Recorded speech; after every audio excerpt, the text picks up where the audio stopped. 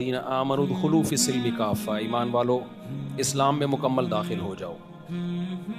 آپ نے شاید ہی کوئی بیان دیکھا ہو جس میں میں نے یہ آیت نہ پڑھی ہو۔ اس کی وجہ کیا ہے کہ یہ میں جب بیان کرتا ہوں تو عموماً میرا خطاب مسلمانوں سے ہوتا ہے جو اسلام میں داخل ہو چکے ہیں۔ یہاں بھی جتنے لوگ بیٹھے ہوئے ہیں جمعہ پڑھنے کے لیے آئے ہیں، ظاہر ہے سارے وہی ہیں جو اسلام میں داخل ہو چکے ہیں، مسجد میں داخل ہو چکے ہیں، تو اسلام میں کیوں نہیں ہوئے ہوں گے؟ جمعے کی نماز پڑھنے آئے ہیں، اکثر کے سر پہ ٹوپیاں ہیں، باقی رپورٹیں آپ خود جانتے ہوں گے، ساری علامتیں اسلام والی ہیں۔ تو ہمارا مسئلہ یہ نہیں ہے کہ ہم اسلام میں داخل نہیں ہیں۔ تو یہاں جتنے بھی لوگ ہیں جو اس وقت بیان سننے کے لیے بیٹھے ہوئے ہیں، بھائی اسلام میں تو سب الحمدللہ ہم داخل ہیں۔ تو مسئلہ ہمارا یہ نہیں ہے کہ ہم اسلام میں داخل نہیں ہیں، مسئلہ ہمارا یہ ہے کہ پورے داخل نہیں ہیں۔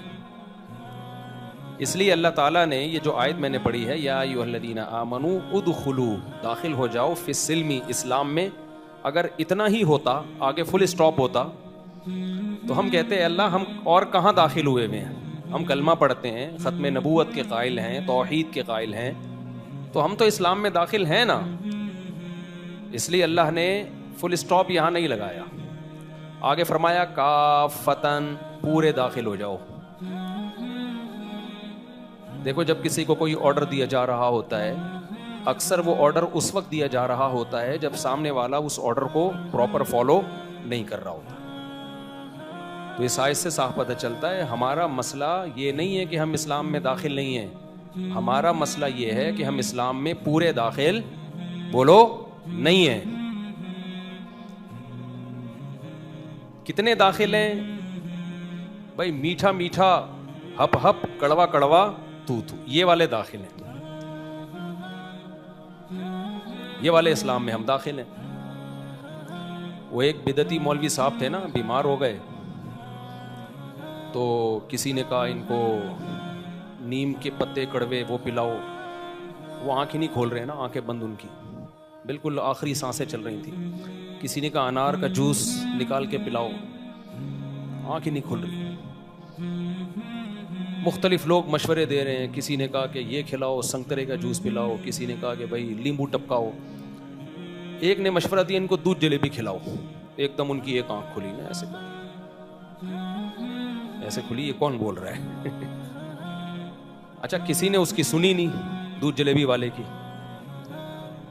پھر کسی نے کہا بھائی کریلے کا جوس پلاؤ، کوئی کیا کہہ رہا ہے، کوئی کیا کہہ رہا ہے، پھر وہ کہہ رہا ہے بھائی دودھ جلیبی کھلاؤ، پھر دوسری آنکھ بھی کھل گئی۔ جب 3-4 دفعہ ہوا نا تو پھر مولوی صاحب نے کہا بھائی اس کی بھی تو سنو، یہ کیا کہہ رہے ہیں، اس کی بھی تو سنو، سارے اپنی اپنی بولے جا رہے ہو۔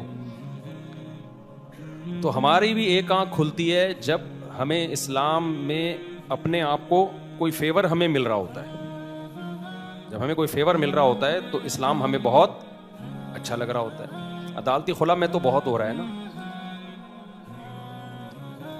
اب بیگم نے کورٹ سے خلا لے کے چلی گئی، آپ کتنے سیکولر کتنے لبرل ہو، آپ اسلام کو کبھی آپ نے فالو ہی نہیں کیا، جاؤ گے آپ مفتی کے پاس، مفتی صاحب according to Islam, according to شریعہ، یہ خلا کنسیڈر ہے، ویلڈ ہے یا نہیں ہے؟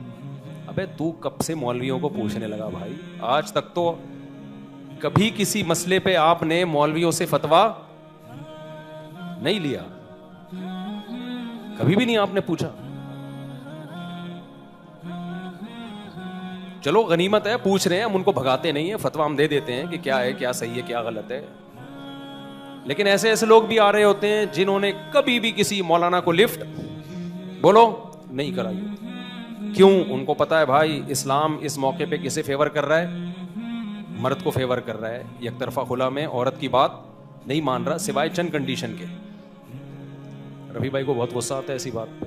رفیع بھائی ایک دن مجھے کہنے لگے آپ جو کہتے ہو کہ عدالت خلا نہیں دے سکتی، شوہر ہی بیوی کو طلاق دے سکتا ہے، تو جو عورت نہیں رہنا چاہتی وہ کیا کرے پھر؟ یہ ان کا سوال تھا، اور ایک دفعہ نہیں 10 دفعہ انہوں نے مجھ سے کہا ہوگا کہ جو نہیں رہنا چاہتی وہ کیا کرے۔ میں نے کہا شوہر بیسک حقوق ادا کر رہا ہے، نان نفقہ جو بیسک ہے، ہاں جی دے رہا ہے،